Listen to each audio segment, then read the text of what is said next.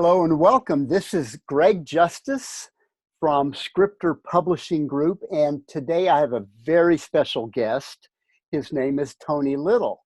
Now, Tony is known as America's personal trainer, and Tony has actually been awarded with 14 Platinum Video Awards, 9 Gold Video Awards, and record-breaking infomercials throughout 81 countries around the world. And Tony has actually helped more than 45 million people worldwide with his exercise programs. And he likes to live by the attitude, conceive, believe, and achieve. So Tony, thank you so much for joining me today and talking about the legacy of Jack Lalanne. Greg, could there be a better thing to talk about? Could there be a more important thing to talk about than Jack? I 100% agree. And I always like to begin these interviews by asking you about your very first face-to-face meeting with Jack, what it was like and how it impacted your career and your life. So I was so fortunate to have met Jack. We were actually in a photo session for a cover of a magazine for HSN in the early 80s. And so it was myself, Beverly Sassoon, Brenda Digraph, and me. Okay. Because we all worked at Shopping Channel. Mm-hmm. And so that's where I met him and was able to understand his energy, his professionalism, his personality, which is really important, and how much he cared about fitness. Right. Yeah. So I one of the things I remember about him that always made me feel guilty, he'd always go, "Tony, if it tastes good, spit it out." It's funny that you bring that one up because just yesterday I was at my barber's getting a haircut and we were talking about nutrition. And he brought that very quote up and I said, I got to tell you, that started with Jack Lalanne. So I love the fact that you brought that quote up. That's funny. How did that impact you, that meeting? Because obviously you knew about Jack Lalanne before that, but what was that initial impression and how did that impact you? In awe. In awe. That's a great way to put it. Exactly. In awe of a guy who helped so many people and was the first of the first to do what he did. Just was incredible experience and so much fun because, I'm kind of high energy, but he's high energy too. So it was the best of the best. It really made me think about what I wanted to do with my career and what I wanted to be. And he was a huge influence on me. Yeah, that's terrific. Well, do you have any other special memories of Jack, other stories that you would like to share with us about, your time with Jack or just any of your favorite stories about him? Well, a couple of the favorite ones, which again, you can delete if you have to. Is he would always call down to my green room because we have separate green rooms at the shopping channels. Mm-hmm. And he would call me and he'd go, "Are you doing anything?" And I'd go, "Not really, waiting for the show." And he goes, "Can I come down? I'm bored." And I'm talking in his probably 90s. He's saying, wow. That's amazing. And he would come down to the green room and we'd talk and he would tell me all these little stories and all these little things that just made me laugh all the darn time. He would tell me the one about the spitting out this stuff. And not that you can use this, probably, I don't know, you have to ask Elaine. He would say, "Tony," because, Elaine was always with him, right? Right. It's like the partner you have always wanted in your life, mm-hmm. right? That is always with you, always believes in you, always loves you, no matter what you're doing. She just had the personality of being the biggest supporter for that guy of any wife I've ever seen in my life. Right. Okay? I mean, he traveled with her all the time. And I thought that was just awesome. That is terrific. That's true. Some of the little things he would, the one that stands out in my mind is the one where not too long ago, not too far off before he died, because he was kind of referencing his age, at the time, which was probably 90 something. And he would go, Tony, I make love to Elaine almost every day, almost on Monday, almost on Tuesday, almost on Wednesday. That was just his personality, right? Well, that's a very common theme of these interviews that I've been doing, is just what an amazing sense of humor he had. Amazing, and such support by his wife was right. Probably one of the key things that I thought was so great. My wife, if I say I'm going to HSN, she says, well, have at it. Go ahead. Good luck. See you when you get back. Yeah, see you when you get back. I might not be. No, Elaine, you're right. She is an amazing support. She was an amazing support system, and still is such an amazing advocate for Jack's mission, which is what this book is going to further his legacy. So kind of leading into that next question, talking specifically about legacy, what do you feel like Jack's legacy is? Not just, we know, I mean, obviously being in the industry as we have for so many years, we understand that, but what do you feel like his legacy is, not even just to our industry, but to the world? Well, I think his legacy to the world was he cared about people, He cared about people. He cared about their fitness. He cared about their energy. He cared about their lives.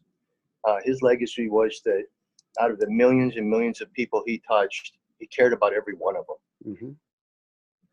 Yeah, and that's another common theme, is we hear so much about his inclusivity. It wasn't just working with Hollywood celebrities or athletes. You're so right. I mean, he really did have that ability to connect with everybody.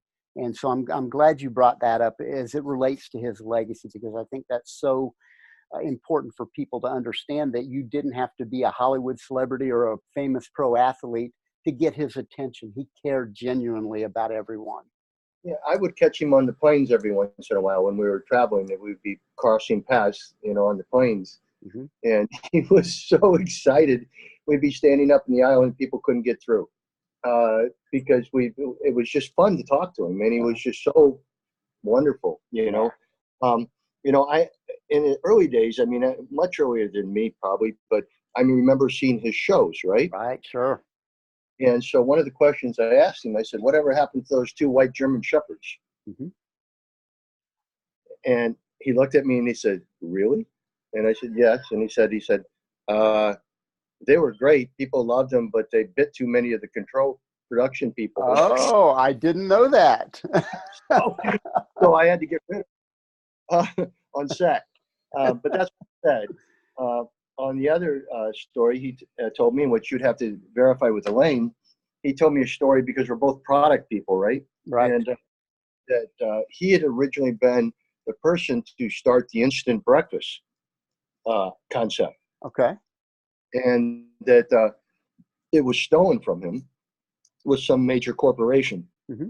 And that he worked really hard to get his rights back. But I don't know if he got his rights back, but he did say they ended up paying me. Okay. That works well. I will. Yeah, I'll check with Elaine on that one. And it seems like I'd heard something about that at some other point in time throughout these interviews. But that's interesting. Yeah. And then kind of tying in with that next generation for him, that, being kind of the older gentleman in late night infomercials doing the juicer. That's what a lot of people, even within our industry, remember him as. Well, what I loved about when he did the juicers on HSN, mm-hmm.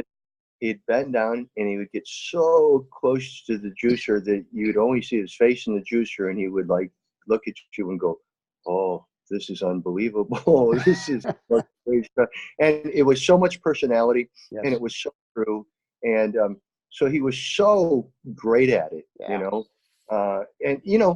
people that are great are people who believe in themselves and believe in other people and don't ever do anything that they don't feel would help somebody else. Yes. So he was so, into it that it was amazing to watch. Well, I was just going to say, much like you, Tony, it's that authenticity And you can't fake that. And Jack was so authentic, much like you. So yeah, I think you're absolutely on target with that. You know, I didn't know much about his health spas, but I was, I know he did a lot of that in the beginning, Right. and had a great reputation in that area. Mm-hmm. And that was really the beginning of the health spas. Right. 1936, the very first health spa in the United States. So he was the beginner of it. I mean, he was the starter of it. He Yep. said, "Hey, who I'm not reaching with television, I'm going to reach through my own clubs." Yes. And he did. He did an amazing job with that. Well, Tony, as we wrap up this interview, I'd like to ask you to give me 3 words that you think best describe Jack and why you chose those words. Okay, well, let me first ask you a question. Yes. So Jack was considered the godfather of fitness, right? Right. Right. Is that bigger than the father of fitness? Because I'm sitting there, or is that meant that he was going to kill everybody?